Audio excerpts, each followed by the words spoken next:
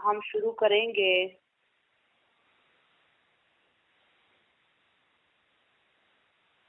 ہر سورت کے شروع کرنے سے پہلے ہم 5 باتوں کا بیان کرتے ہیں۔ سورت مکی ہے کہ مدنی ہے، نزول میں اور ترتیب میں کون سے نمبر پر ہے۔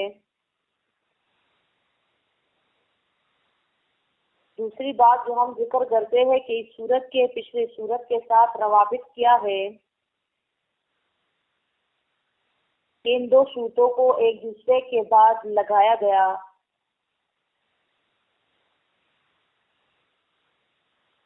اور تیسری بات امتیازات سورت کے، یہ سورت کن باتوں پر ممتاز ہے باقی صورتوں سے۔ چوتھی بات سورت کا مقصد، یہ سورت کس مقصد کے لیے نازل ہوئی۔ اور 5ویں بات تقسیم سورت کی، یہ سورت مسائل کے اعتبار سے کتنے حصوں میں تقسیم ہے۔ پہلی بات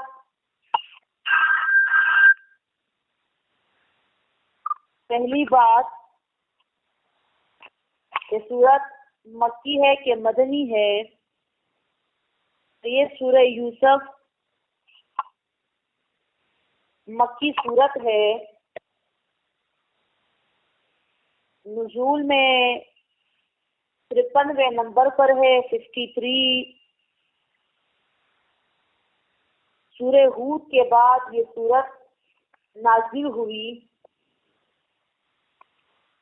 اور ترتیب میں یہ سورت قرآن کریم کی ترتیب مصحفی میں یہ سورت 12ویں نمبر پر ہے، اور سورہ ہود کے بعد یہ سورت لگائی دی گئی ہے۔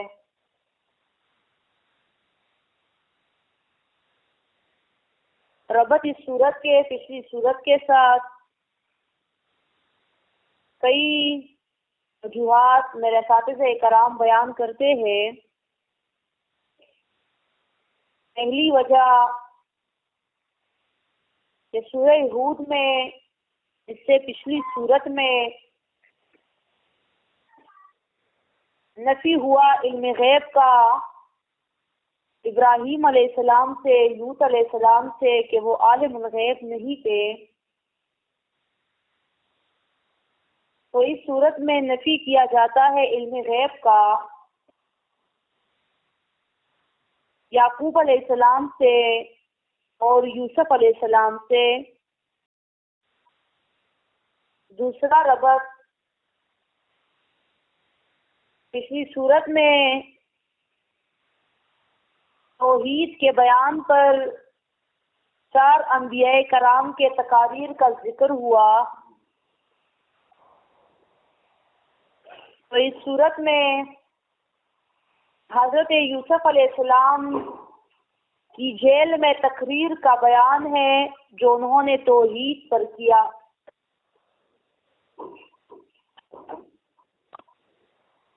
تیسرا ربط، پچھلی سورت کے آخر میں کہا اللہ ربی کریم نے وَتَوَكَّلْ عَلَيْهِ، اللہ پر توکل رکھو۔ تو اس صورت میں توکل علی اللہ کا نمونہ یوسف علیہ السلام کے واقعے کی صورت میں پیش کیا جاتا ہے کہ حضرت یوسف علیہ السلام نے کیسے اللہ ربی کریم پر توکل کیا۔ چوتھا ربط، پچھلی صورت آیت نمبر 120 میں کہا کہ وَكُلًّا نَقُصُّ عَلَيْكَ مِنْ أَنْبَاءِ الرُّسُلِ مَا نُثَبِّتُ بِهِ فُؤَادَكَ، انبیاء کے واقعات جو بیان ہوئے، حالات جو بیان ہوئے، وہ آپ کے دل کی مضبوطی کے لیے۔ تو اس صورت میں دلوں کے تثبت کے لیے، دلوں کی مضبوطی کے لیے واقعہ بیان کیا جاتا ہے یوسف علیہ السلام کا۔ کہ جس سے تمہارا دل مضبوط ہوگا، تمہارے دل کو تسلی ملے گی۔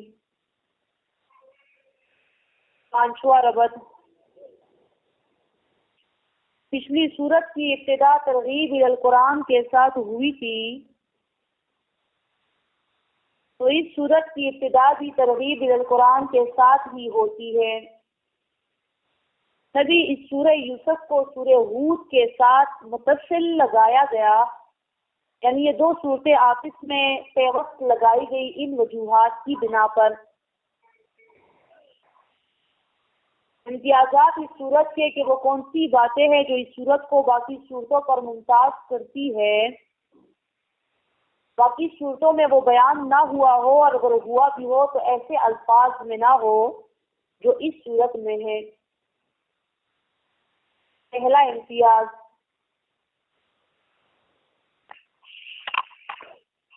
یہ صورت ممتاز ہے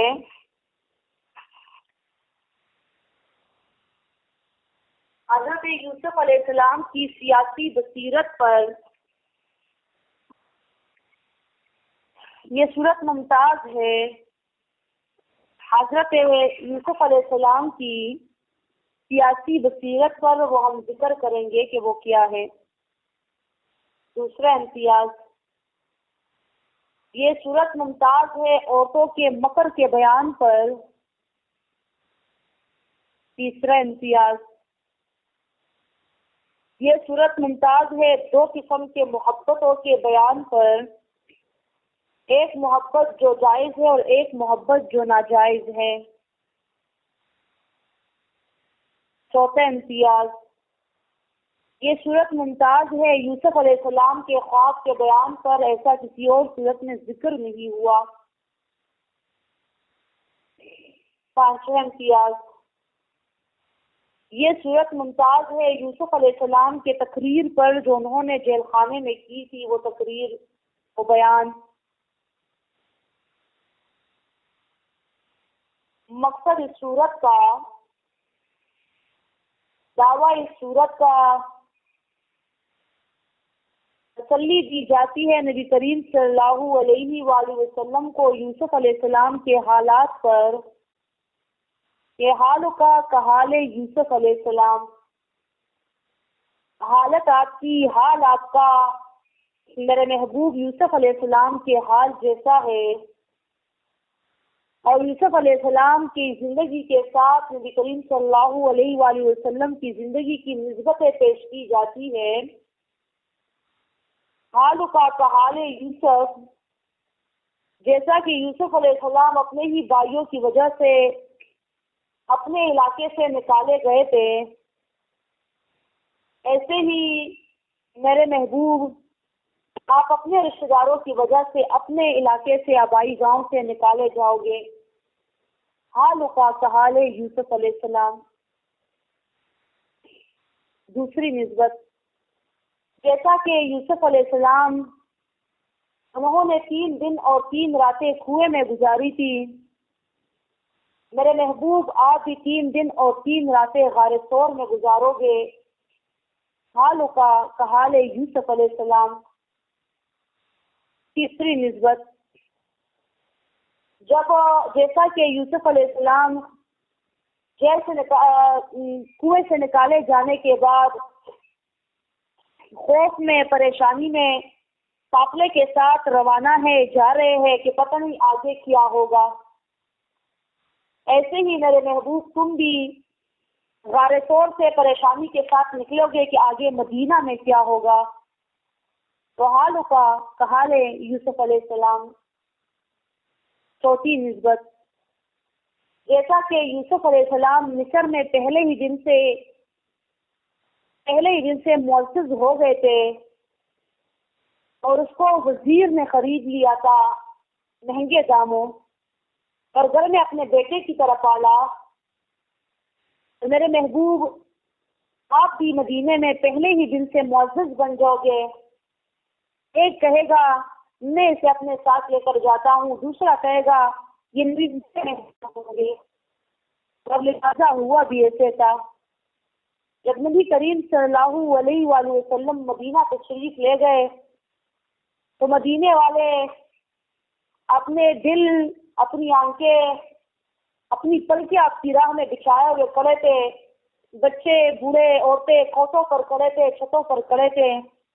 رستے میں جوان مرد کھڑے تھے، اہلن و سہلن کے نعرے تھے. بچیاں خوشی سے گیت گنگنا رہی تھی. آپ علیہ الصلوۃ والسلام کی آمد کے جو ہے تو خوشیاں منائی جا رہی تھی. آپ علیہ الصلوۃ والسلام کی اونٹنی کو کبھی ایک پکڑتا، کبھی دوسرا پکڑتا. ایک کہہ رہا تھا آپ میرے ساتھ جاؤ گے، مہمان نوازی میں آپ کی کروں گا. تو دوسرا انصاری صحابی کہتا تھا کہ آپ میرے ساتھ جاؤ گے، میں آپ کی مہمان نوازی کروں گا. ہمارے پیارے نبی صلی اللہ علیہ وآلہ وسلم جو کہ سیاسی بصیرت رکھتے تھے، انہوں نے یہ سوچا کہ ایک کے ساتھ جاؤں گا دوسرا خفا ہوگا. لہٰذا نبی کریم صلی اللہ علیہ وآلہ وسلم نے یہ تجویز پیش کی کہ میری اونٹنی جس آدمی کے گھر کے سامنے تک کر بیٹھے گی، میں اس آدمی کا مہمان بنوں گا. لہٰذا صحابہ یعنی انصاری جتنے بھی صحابہ تھے گرم جوش تھے، تو گرم جوش ہو گئے، خوش ہو گئے. جس صحابی کا گھر نزدیک آتا وہ خوش ہوتا کہ بھی اونٹنی میرے گھر کے سامنے بیٹھے گی. جس صحابی کا، جس انصاری کا گھر گزر جاتا وہ خفا ہو جاتا کہ اونٹنی نہیں رکی. حتیٰ کہ قرہ فال خوش نصیبی کا جو قرہ تھا وہ حضرت ابو ایوب انصاری رضی اللہ تعالیٰ عنہ میزبان رسول صلی اللہ علیہ وآلہ وسلم کے نام نکلا، اور نبی کریم صلی اللہ علیہ وآلہ وسلم کی اونٹنی اس کے گھر کے سامنے بیٹھ گئی. آپ علیہ الصلوۃ والسلام ان کے گھر مہمان بنے، اور تقریباً 6 مہینے تک ابو ایوب انصاری رضی اللہ تعالیٰ عنہ نے میزبانی کی تھی عقائد و جہاں صلی اللہ علیہ وآلہ وسلم کی. تو میرے محبوب حالوں کا حال ہے یوسف علیہ السلام. ایسے ہی یوسف علیہ السلام کے بارے میں بولیاں لگ رہی تھی. ایک کہہ رہا تھا میں لوں گا، دوسرا کہہ رہا تھا میں لوں گا، تیسرا کہہ رہا تھا میں لوں گا.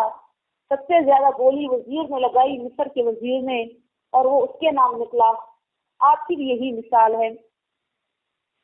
اسی طرح 5ویں نسبت نبی کریم صلی اللہ علیہ وآلہ وسلم کی، جیسا کہ یوسف علیہ السلام پر محبت کرنے والوں کی طرف سے تہمت لگ گئی، بہتان لگ گیا. میرے محبوب مدینے میں جو تیرے چاہنے والے ہیں کچھ ان میں سے ایسے بھی ہوں گے، ان مدینے والوں میں سے چند لوگ ایسے ہوں گے جن کی وجہ سے آپ کی بیوی پر تہمت لگے گا، آپ کی بیوی پر بہتان لگے گا. تو حالوں کا حال ہے یوسف علیہ السلام. تسلی رکھیں. 6ٹھی نسبت، جیسا کہ یوسف علیہ السلام آخر میں مصر کے بادشاہ بن گئے، میرے محبوب آپ بھی آخر میں مدینے کے بادشاہ بن جاؤ گے. لہٰذا نبی کریم صلی اللہ علیہ وآلہ وسلم پھر بنے بھی تھے. پھر بڑے بڑے بادشاہوں کو، بڑی بڑی سلطنتوں کو، جو تب کیسر روم تھا، کسرا ایران تھا، ان کو خط بھیجا کرتے تھے اسلم تسلم لکھ کر. کسرا کو، ایران کے کسرا کو جب نبی کریم صلی اللہ علیہ وآلہ وسلم کا خط ملا، اس نے آپ صلی اللہ علیہ وآلہ وسلم کے خط کی بےعزتی کی. آپ صلی اللہ علیہ وآلہ وسلم نے فرمایا اس کا ملک ٹوٹے ٹوٹے ہوگا، تباہ ہو جائے گا، اور ویسے ہی ہوا. اور کیسر روم، اس نے نبی کریم صلی اللہ علیہ وآلہ وسلم کے خط کی عزت کی، اس کو سونے کے ڈبے میں مشک عنبر کے ساتھ رکھا. آپ علیہ الصلوۃ والسلام نے فرمایا اس ملک کی حفاظت اللہ کرے گا، لہٰذا اس ملک کی حفاظت ہمیشہ تک ہوتی رہی. آپ دیکھیے اس کو فتح نہیں کیا گیا، تو روم کی حفاظت کی گئی کیونکہ اس نے نبی کریم صلی اللہ علیہ وآلہ وسلم کے خط کی حفاظت کی تھی. آپ علیہ الصلوۃ والسلام نے فرمایا تھا اس کی ملک کی حفاظت اللہ کرے گا. تو حالوں کا حال یوسف علیہ السلام. 7ویں نسبت، یوسف علیہ السلام کی صفائی ان عورتوں نے کی، یوسف علیہ السلام کی صفائی ان عورتوں نے کی تھی جن عورتوں کی وجہ سے یوسف علیہ السلام کی صفائی عورتوں نے کی تھی. اسی طرح میرے محبوب آپ کی جو بیوی ہے حضرت عائشہ رضی اللہ تعالیٰ عنہ، ان کی صفائی قرآن کریم خود کرے گا. صفائی آئے گی. حالوں کا حال یوسف علیہ السلام. 8ویں نسبت، جیسا کہ یوسف علیہ السلام آخر میں ان کے بھائی ان کے قدموں میں گرائے گئے، میرے محبوب تمہارے رشتے دار جن کی وجہ سے آپ مکے سے نکالے گئے، یہ بھی آخر میں آپ کی قدموں میں گرائے جائیں گے، اور ایسا ہوا بھی تھا. 9ویں نسبت، جیسا کہ یوسف علیہ السلام کے قدموں میں بھائی گرائے گئے، تو یوسف علیہ السلام نے اپنے بھائیوں سے کہا لا تثریب علیکم اليوم، جاؤ آج تم پر کوئی ملامت ہی نہیں ہے، میں نے تمہیں معاف کر دیا. اللہ تم لوگ کو معاف کر دے، وہ رحم الراحمین ہے۔ میرے محبوب، جب مکے والے آپ کے قدموں میں لا کر گرائے جائیں گے، آپ بھی ان سے یہی کہو گے لا تثریب علیکم اليوم۔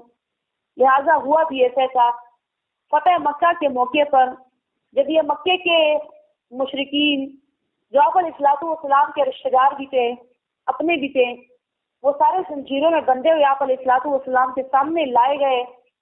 نبی کریم صلی اللہ علیہ وآلہ وسلم نے پوچھا بتاؤ میں تم لوگ کے ساتھ کیا کروں؟ سب نے کہا کہ انت اخونا وانت ابن اخونا، تم ہمارے بھائی ہو، تم ہمارے بھتیجے ہو، تو جو اپنے بھائیوں کے ساتھ لوگ کرتے ہیں، جو اپنے چچا کے ساتھ لوگ کرتے ہیں، تم وہی ہمارے ساتھ کرو۔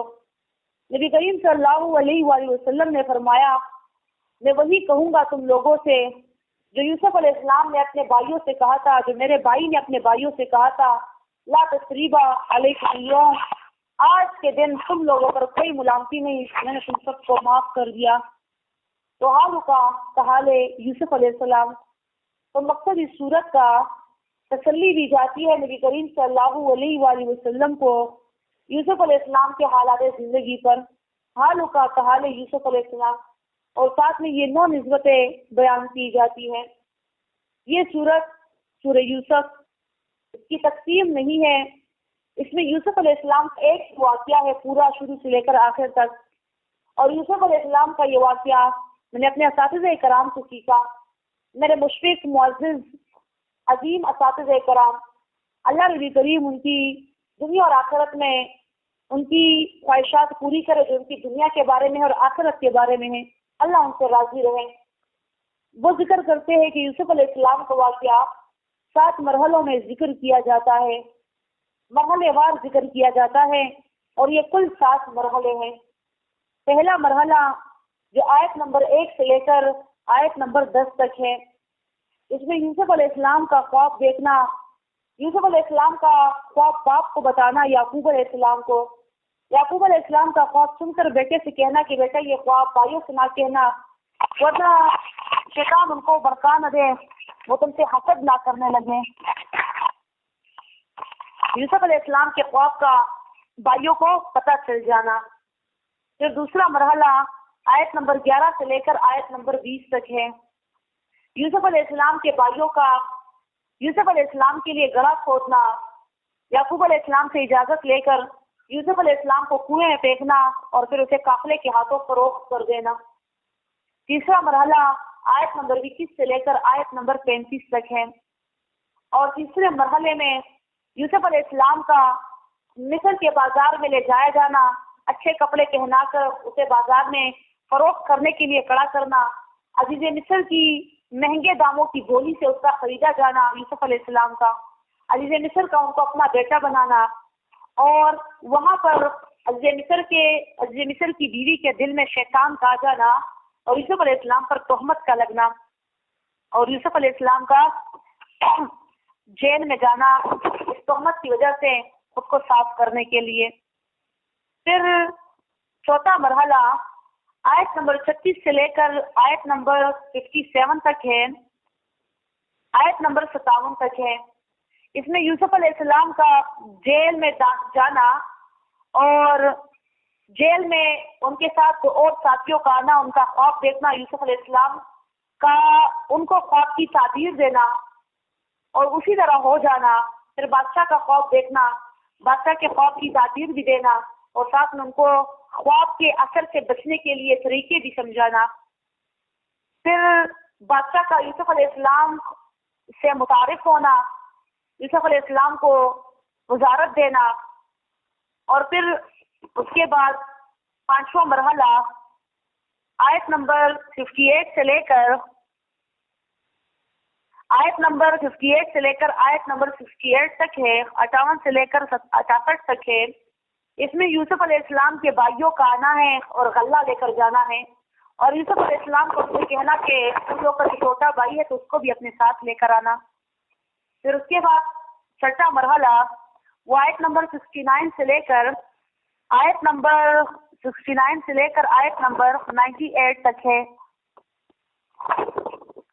آیت نمبر 98 تک ہے، اور اس میں یوسف علیہ السلام کا اپنا بھائی बिन्यामीन का आना, यूसुफ अलैहिस्सलाम का अपने भाई से मिलना, भाई को पहचाना, यूसुफ अलैहिस्सलाम का जो है तो अपने भाइयों का यूसुफ अलैहिस्सलाम को पहचानना, यूसुफ अलैहिस्सलाम का अपने भाइयों को माफ करना, यूसुफ अलैहिस्सलाम का अपने भाइयों को अपनी कमीज देना, भाइयों को वापस आना, बाप को खुशखबरी सुनाना। और फिर आयत नंबर 99 से लेकर आखिर तक ये आखिरी और 7वां मरहला है। इसमें फिर सबका मिस्र में इकट्ठे हो जाना और खुशी भरी जिंदगी बसर करना, और फिर रावी आखिर में चैन ही चैन लिखता है। आखिर में सुख की वादी जो है तो उसमें सारे दाखिल हो जाते हैं और इसी तरह इस सूरत का इख्तिताम हो जाता है। तो ये सूरत का मकसद था, बल्कि ये सूरत का खुलासा था।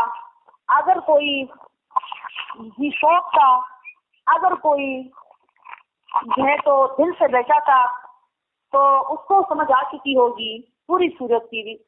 मेरा साथी कराम जब इस तरह का कोई खुलासा वगैरह जिक्र करते हैं तो वो कहते हैं कि शेखुल कुरान रहमतुल्लाह अलैह फरमाया करते थे, कागज पे रख दिया है कलेजा निकाल के, कागज पे रख दिया है कलेजा निकाल के, ये तोहफा है उनको जो साहिब कमाल है।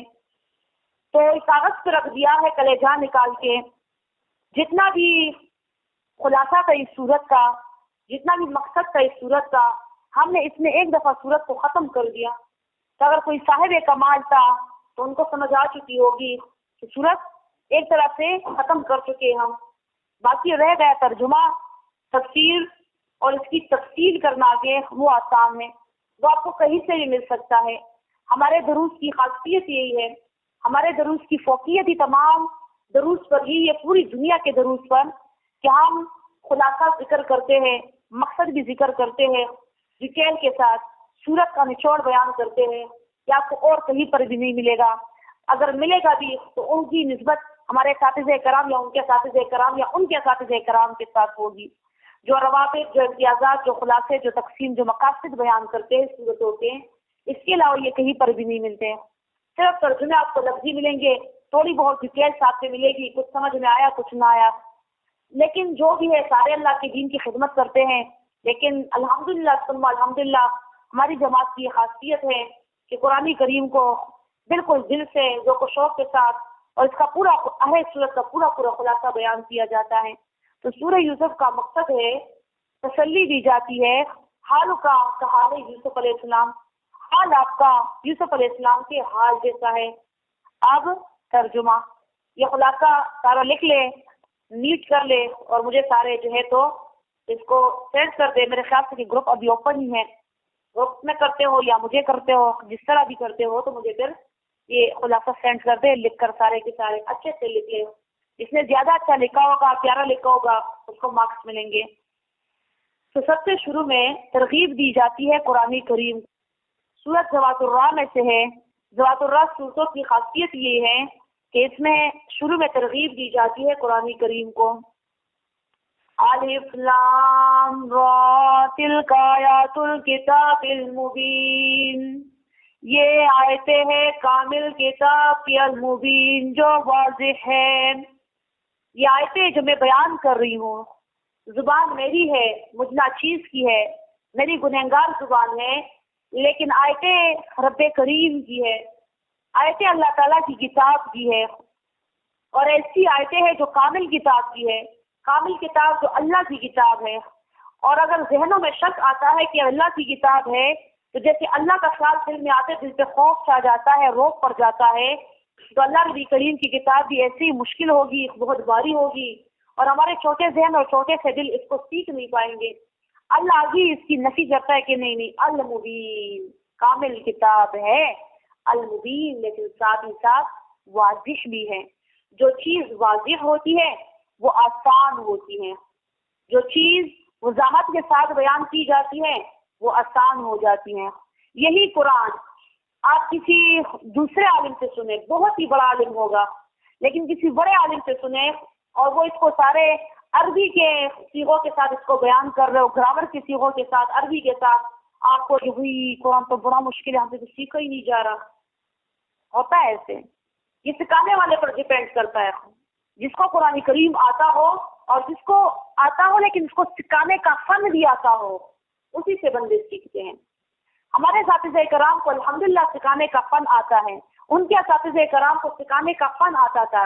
اور یہ نسل در نسل کہانی ہے، یہ ویسی بات نہیں ہے، رٹی رٹائی کہانیاں نہیں ہیں، یہ رٹی رٹائی باتیں نہیں کہ ہم نے کاغذ پہ لکھ لی اور ہمیں یاد ہو گیا ہم رٹی رٹائی جو ہے تو آگے بیان کریں. یہ سینہ در سینہ یہ کام جو ہوتا ہے نا دینی قرآن کا، یہ سینہ در سینہ شفٹ ہوتا ہے. لکھتے ہم اپنی یادداشت کے لیے ہیں، قرآن میں لکھتے ہیں، کاپی میں لکھتے ہیں، لیکن اصل چیز وہ ہوتی ہے جو ہمارے سینوں میں ہوتی ہے. اصل چیز وہ ہے جو ہمارے دلوں میں ہے. دل میں آپ کا شوق ہے لوگوں کو واقعی قرآن سکھانا آپ کی بنیادی ترجیحات میں سے ہے، تو آپ ان کو ان کی زبان میں قرآن سکھاؤ گے آسان کر کے. اور اس قریب میں موجود ہے ایک مثال، آپ کو گروپ میں ایک ویڈیو سینڈ کروں گی. ابھی ایک لڑکی آتی ہے، اس کو ابھی ہفتہ بھی نہیں ہوا، پیر کے دن سے آنا اس نے شروع کیا ہے. وہ 3 بجے کے درس میں آتی ہے. تو وہ آئی کہتی ہے کہ جی پہلے جمعرات کے دن آئی تھی تو بہت رو رہی تھی، خفا تھی. کہتے پتہ نہیں مجھے کچھ ہوا ہے، مجھے ایسے طلب سی ہو گئی ہے میرے روح میں، مجھے قرآن سیکھنا ہے. میں آپ کے مدرسے گئی تھی، ثانی بھی اس دن ہمارے ہی گھر تشریف فرما تھی جمعرات کے دن، تو یہ بھی ہمارے گھر جو تھی، تو آج ادھر گئی تھی پہلے، تو ان کو کوئی ہمارے گھر لے آیا کہ یہ کہتی مجھے صرف اردو کی سمجھ آتی ہے، مجھے پشتو کی سمجھ نہیں آتی، شہری تھی. تو وہ ہمارے گھر آ گئی، تو ثانی بھی تھی، ان کے ساتھ ملاقات ہو گئی، میرے ساتھ بھی بیٹھ گئی. ثانی نے کہا تم اس کو اپنا نمبر دے دی، تم سے سیکھا کرے گی. میں نے کہا آپ آن لائن کلاس لے گی؟ کہتے نہیں، میرا گھر نزدیک ہے، مجھے آن لائن نہیں پسند. آن لائن پہ میں نے سے فرات ہاشمی کی بھی سنے ہیں، فلاں کے آن لائن سیکھا نہیں جاتا. میں سچ بولوں کہ میں نے سورہ بقرہ پورا پڑھا، لیکن میں نے ان سے کچھ نہیں سیکھا. میں سیکھنا چاہتی ہوں کہ جو میں قرآن مجھ سے کیا کہتے ہیں، مطلب وہ جو بہت ہی لوگ تڑپ میں نہیں ہوتے، یہ بہت کم لوگ میں یہ تڑپ میں نے دیکھی ہے، بہت ہی زیادہ تڑپ میں. تو اس کو ایسے لگا تھا کہ جیسے اب وہ سارے قرآن کو جذب کرنا چاہتی ہے خود میں، کیونکہ میں نے سارا سیکھنا آپ کے سامنے بیٹھ کر میں بہت کوشچن بھی آپ سے کروں گی، لیکن مجھے کچھ ہو گیا کہ میں کہتی ہوں کہ میں نے قرآن میں کچھ نہیں پڑھا، قبر میں جا کر میں اللہ سے کیا کہوں گی، مجھے عجیب سی تڑپ ہو گئی. اور آپ کو نہیں، وہ مجھے سارا بتا رہے، لیکن مجھے پتا تھا، مجھے سمجھ آ رہی تھی، لیکن وہ یہ سمجھ رہی تھی کہ شاید میں اس کو نہیں سمجھ رہی. لیکن میری روح میں عجیب سی تڑپ آ گئی ہے، میری جو روح ہے بے چین رہتی ہے، بے قرار رہتی ہے، مجھے ہر وقت رونا آتا ہے. میں تہجد بھی شروع کر دی، مجھے پھر بھی چین نہیں مل رہا. میں چاہتی ہوں کہ میں قرآن سیکھوں. میرے دن میں اچانک اللہ نے ڈال دیا کہ تم قرآن سیکھو. تہجد کے لیے میں 20 دن میں اٹھنے لگی ہوں کہ اب اللہ مجھ سے چاہتے ہیں کہ میں قرآن سیکھوں، میں اللہ سے باتیں کرنا چاہتی ہوں. میں نے کہا صحیح، آپ آ جایا کرے، میں آپ کو اللہ کرے کہ آپ مجھ سے سیکھ جائے. میں نے کہا اللہ آپ کو میرے پاس لے کر آیا تو یہ میری خوش نصیبی ہے کہ اللہ نے پہلے آپ کو اپنی طرف بلایا. جیسے میں پہلے بڑی گمراہ تھی، جینس شرٹ پہننا اور یہ کہنا، وہ سارے اپنی باتیں کر رہی تھی، اس طرح گھومنا، اس طرح پھرنا، ڈانس پارٹی سارا کچھ اٹینڈ کرنا، نمبر 1 ڈانسر میں اپنے خاندان کی، استغفر اللہ. تو یہ سارا کچھ کہتے بہت ہی میں نے گمراہی کی زندگی گزاری ہے. اللہ نے مجھے ہدایت دی، اب اللہ نے ہدایت دی ہے مجھے، اللہ نے آپ کے پاس بھیجا، اب جو کرے گی. میں نے کہا یہ میری خوش نصیبی ہے کہ مجھ ناچیزہ کے پاس اللہ نے آپ کو بھیجا. بہت مدرسے ہیں، بہت لوگ ہیں، آپ میرے پاس آئی. پہلے میں رستانی کے پاس گئی، لیکن چونکہ ان کا درس پشتوں کا ہے تو یہ ان کا بھی حکم ہے اور ان کی جو ہے تو اللہ غرفی کہ انہوں نے آپ کو مجھے دے دیا. تو اللہ مجھ سے بولے جو اللہ مجھ سے لینا چاہتے ہیں آپ کے بارے میں. یقیناً کچھ ہوگا ہمارے اور آپ کے درمیان جو آپ آنا چاہتے ہیں اور پڑھنا چاہتے ہیں. تو وہ پیر کے دن سے آ گئی، جاب بھی کرتی ہے. کتنے بھی میں 2:30 بجے اسکول سے آتی ہوں، بہت دور اسکول میں ہے، وہ پشاور مارٹن اسکول ہے یہاں پشاور میں، تو ادھر ٹیچر ہے وہ. تو کہتی ہے میں 2:30 بجے تو اسکول سے آتی ہوں، 3 بجے میرے درس کرتا ہے. میں نے کہا ڈائریکٹ میرے گھر آ جایا کرے، کھانا بھی میرے ساتھ کھایا کرے. میری بہن ہے، ویسے بھی میری جتنی ہوگی ہم سے تھوڑی کرنا چاہیے. خیر میں گھر میں جایا کروں گی اور جلدی سے آیا کروں گی. تو وہ لڑکی جب آئی تو میں نے کہا تم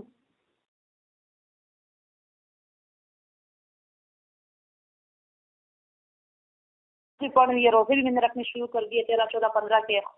تو میں خود کر رش کر رہی تھی. میں نے کہا بعض لوگ جو اس طرح ٹھیک ہوتے وہ کوئی بہت ہی ٹھیک ہوتے. ہم جیسے لوگ بس معاہد ہے، بڑا کیا کرنا ہے نفلی روزوں کو، نفلی عبادات کو، ایسے بھی ہم نے جنت میں چلے جانا ہے، قرآن تو ہے ہمارے پاس.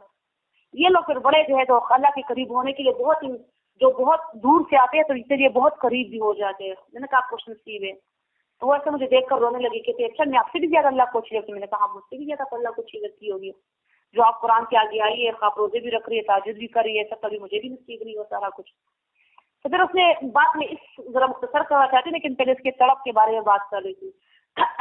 تب بہت مشکل ترین آیات تھی کریم کی، میراث کا بیان تھا، علم میراث کا، سورہ نساء کا درس ہے ہمارا، اور وہ 11-12 آیتیں تھی جب وہ آئی، سورہ میراث کا بیان تھا. وہ اس نے سنا پڑھا، لیکن اس نے لکھا کچھ نہیں. ترجمہ تو میں نے آخر میں لکھوا دیا. میں نے اس سے ایک وعدہ لیا، میں نے کہا تم ادھر تو پڑھ جو کہتے ہیں میں گھر میں ترجمے کے قرآن میرے پاس ہے، میں اس میں سے ترجمہ پورا کر دیا کروں گی. میں نے کہا نہیں، یہ میرا وعدہ، مجھ سے یہ وعدہ کرو گی کہ تم نے کسی اور قرآن کو ہاتھ نہیں لگانا، کسی اور چینل کو بھی نہیں لگانا، کسی اور کو سننا بھی نہیں ہے. تم ادھر آئی ہو، ترجمہ تم نے وہی کرنا ہے، وہی لکھنا ہے جو تم مجھ سے سیکھ رہی ہو. کہ وہ کہہ رہی تھی کہ آپ بالکل ٹھیک کہہ رہی ہے باجی. پہلے وہ مجھے کچھ اور کہہ رہے تھے، لیکن پھر جب جیسے ہی درس لے لیا ایک دم ہی بندے کا دل مائل ہو جاتا ہے، پھر باجی باجی کر رہی تھی. لیکن یہ باجی بالکل ٹھیک کہہ رہی ہے. باقی مجھے خود نہیں اچھا لگتا، ورنہ میں نیٹ پر اتنے سارے سن چکی ہوتی بیان. میں صرف فرح ہاشمی باجی کی جو ہے تو آپ استاذہ کے جو ہے تو اس کو سنے، باقی میں نے کسی کے نہیں سنے. مجھے پتا ہے کہ بندہ پھر کنورٹ ہو جاتا ہے، یہاں بھی وہاں بھی وہاں بھی. مجھے خود بھی احساس ہے، میں کئی کشتیوں کا سواب نہیں بننا چاہتی، میں آپ کو ہی سنوں گی. لیکن میں وعدہ پھر بھی نہیں کر سکتی، ایسے نہ میں وعدہ خلافی کروں. میں نے کہا چلو ٹھیک ہے. پھر اس نے 2 دن مجھ سے درس لیا، تیسرے دن اس نے کام کر رہی تھی اپنا رجسٹر میں، بہت نیٹ جو پیارا پیارا کر رہی ہے. وہ سارا میں کہہ رہی تھی میں سینڈ کروں گی، میرے پاس اتنا وقت ہی نہیں ہوتا کہ سینڈ کروں. ابھی میں نے ذرا آپ کو سبق بتا دی تو سینڈ کروں گی بھی تو آپ کو سمجھ آ جائے گی. تو وہ لکھ رہی ہے اور ساتھ مجھے ویڈیو بنا کے بھیج رہے کہ باجی آپ کو تو میں نے وعدہ دیا تھا، لیکن میں نے پھر بھی تجسس کے بارے میرے گھر ایک قرآن پڑھا ہوا تھا، میرے ابو سعودی عرب سے آئے تھے، جس میں اردو کا ترجمہ ساتھ میں لکھا ہوا ہے. میں نے کہا کہ اس میں کیا لکھا ہے؟ تفسیر ہے، جس میں تفسیر میں نے اٹھائی ایک بار میں پڑھی ہوئی. جیسے میں نے تفسیر اٹھایا یقین مانے کہ وہ میرے سر پر سے ساری چیزیں اوڑھ رہی تھی. یہ کیا بیان ہو رہے تھے؟ مجھے تو کچھ بھی سمجھ نہیں آ رہی کہ اتنے مشکل ترین الفاظ سائڈ پر بھی لکھے ہوئے، اندر بھی لکھے ہوئے. تو تبھی میں نے کہا، میں دن میں کہہ رہی تھی کہ یہ تفسیریں جاہل لوگ کی پڑھنے کے لیے نہیں ہوتی. جب تک آپ نے قرآن کو ترجمے کے ساتھ نہیں پڑھا، جیسے ہم نے پڑھا اس کو ختم نہیں کرایا، آپ تفسیر کو سمجھ نہیں سکتے. اب میں سمجھ سکتی ہوں الحمدللہ، عام بندے نہیں سمجھ سکتے بالکل بھی. اس کے اشاروں کو، قنایات کو، کسی چیز کو نہیں سمجھ سکتے. تو کہتے مجھے تفسیر کی تو سمجھ ہی نہیں ہے، باتیں ساری میرے سر پر سے ہو گئی. اور بہت ہی خوش تھی، کہتے میں تو بہت خوش ہوں کہ آپ تو بڑا کام پڑھا رہی ہے، مجھے تو ساری آپ کی سمجھ آئی. حالانکہ سب سے مشکل آئی آپ کی، لیکن مجھے پھر بھی سمجھ آ گئی. پھر اگلے دن وہ پھر جب آئی پرسوں کے کل پتہ نہیں آئی، کہتے میں رجسٹر کال اسکول بھی لے کر گئی تھی، باقی ٹیچرس کو میں نے اپنا رجسٹر دکھایا تو انہوں نے مجھ سے دیا. کہتے جب وہ ساری پڑھے تھے کہتے بڑا خوش ہو رہی تھی. کہتے تو اتنا آسان اتنا مشکل ہے تو مجھے سارا سمجھ میں آ گیا. یہ جو جس طرح تم نے حصے لکھے ہیں، سارا کچھ لکھا ہے، یہ تم نے کہاں سے سیکھا؟ کہتے میں ادھر سے سیکھتی ہوں، نہ کہیں میں جاتی ہوں تو ادھر سے میں سیکھتی ہوں. کہتے اتنا آسان تمہیں پڑھاتے ہیں؟ اس نے کہا وہی مجھے آسان پڑھاتے ہیں اور مجھے واقعی میں سمجھ آتی ہیں. کہ اتنا آسان قرآن تو ہم نے کہیں نہیں دیکھا اس طرح سمجھ میں آ جانے والا. تو میں نے کہا یہ بات میں اتنی لمبی اس وجہ سے کی کہ قرآن کریم آسان کتاب ہے. پروپیگنڈا پر نہ جائے لوگ کہ اس کے لیے 14 علوم چاہیے، اس کے لیے عربی سیکھنی چاہیے، گرامر سیکھنا چاہیے. وہ اگر کوئی بندہ بہت ہی مفتی عالم بننا چاہتا ہے تو وہ الگ بات ہے. یہ لڑکی یہی کہہ رہی تھی کہ باجی میں نے کوئی وہ نہیں بننا، میں نے اپنے لیے سیکھنا ہے، اپنے آپ کے لیے. کہ میں اب تک مسلمانی میں نے اتنی گزاری، اتنی زندگی میری ہو گئی، میں نے اب تک کچھ نہیں سیکھا، میں نے اللہ کو کچھ نہیں دیا. میں 23 سال تک کی عمر تک میں کوئی نماز نہیں پڑھا کرتی تھی، نہ نماز نہ کچھ بھی. روزے رکھتی تھی فرض، جو چھوٹ جاتے تھے وہ بھی بات نہیں رکھتی تھی، کچھ بھی نہیں تھا. مجھے کوئی کچھ ایسا بھی نہیں، ماں باپ بھی مجھے کچھ نہیں کہتے رہے کہ تم نماز کیوں نہیں پڑھتی، تم پردہ کیوں نہیں کرتی، کچھ بھی مجھے کسی نے نہیں کہا. لیکن اب جو ہے تو میں قرآن کو اپنے لیے سیکھنا چاہتی ہوں کہ مجھے آسان لگے اور میں لکھوں. تو ماشاء اللہ سارا لکھ رہی ہے اور سیکھ رہی ہے. ایک دن آتی ہے اور پتہ ہے ایک دن چھٹی کر لیتے. کیوں کہ جب آج اتنا سارا کام جب ہو گیا وہ میں سارا پہلے نیٹ کروں گی، لکھوں گی، آج کی میں ریکارڈنگ سن لوں گی. تو 2 دن آئی، ایک دن چھٹی کی، پھر 2 دن آئی اور کل میرے خیال سے پھر چھٹی کی. اس طرح کے ہاں کل پھر چھٹی کی تھی. کہتے میں سارا لکھتی ہوں پھر ریکارڈنگ سے کہ مجھے سمجھ گیا ہے میں صرف سننا نہیں چاہتی، میں سیکھنا بھی چاہتی ہوں. تو قرآن کریم آسان ہے. اس ایک ہفتے کی بندی کو 4-5 دن اس کو ہوئے، اس کو قرآن کریم آسان لگا. لیکن یہ بڑے بڑے علماء جو ہوتے ہیں جو خود قرآن کو مشکل کرتے ہیں عوام کے لیے اور ادھر کہتے ہیں کہ جی اس کے لیے 14 اور 15 اور 16 علوم چاہیے. آج درگاہ جب تک آپ نے نہیں پڑھے ہوں گے، گردانے جب تک آپ نے نہیں کی ہوگی، آپ قرآن نہیں سیکھ سکتے. ہم کہتے ہیں علوم الگ چیز ہے اور قرآن الگ چیز ہے. علوم کو قرآن کریم کے لیے لازم اور ملزوم نہ کرو. اگر علوم باقی علوم قرآن کے ساتھ لازم اور ملزوم ہوتے تو یہ شرط اللہ تبارک و تعالی نے قرآن کریم میں کہیں نہ کہیں ذکر کی ہوتی کہ دیکھو لوگوں قرآن کریم کے لیے پہلے علوم ضروری ہے، عربی سیکھنا ضروری ہے. کہیں پر بھی نہیں ہے یہ وہ اور یہ ان کو میں نے کھلا چیلنج دے دی کہ مجھے بتایا کہ کہاں پر اللہ نے کہا کہ قرآن عالم سیکھیں گے، کہاں اللہ نے کہا کہ قرآن ہدی للعلماء ہے. قرآن اللہ فرماتے ہدی للناس ہے، اللہ فرماتے قرآن بیان للناس ہے. تم تو مسلمان ہو، کافروں کے لیے بھی قرآن ہے. قرآن تو پوری دنیا کے لیے نازل ہے، وہ الگ بات کہ کافر اس سے انکار کرتے.